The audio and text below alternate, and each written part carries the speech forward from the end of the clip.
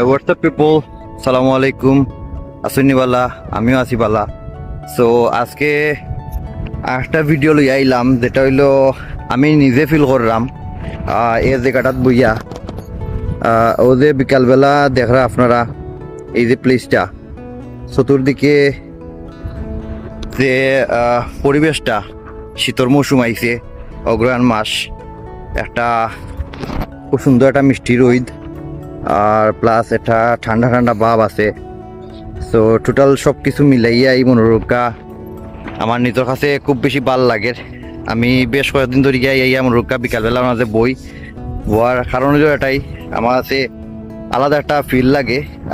আশা করি শহরও যারা আছেন এরা এটা খুব মিস করেন, আমি জানি। আর আমি যখন শহরে আসলাম, বিশেষ করে ঢাকাত, তখন আমি গ্রামের জিনিসগুলো খুব বেশি মিস করছি। সো ইনো পুরা জায়গাটা আমার ফুফুর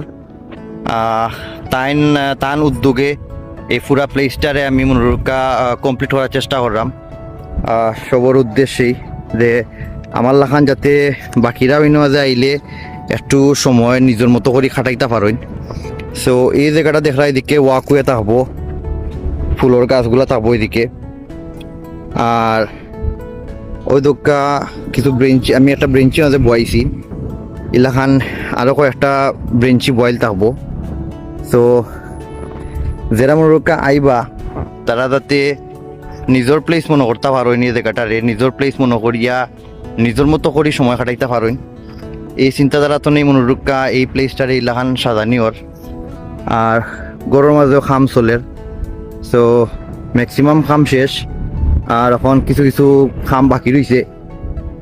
সো ইনশাল্লাহ চেষ্টা করলাম আমরা যত দ্রুত পারা যায় এই প্লেসটা রেডি করিয়া, প্লেসটারে আপনারা লাগি শুরু করিয়া জিনিসটা শুরু করতাম, স্টার্ট করতাম যত তাড়াতাড়ি সম্ভব হয়।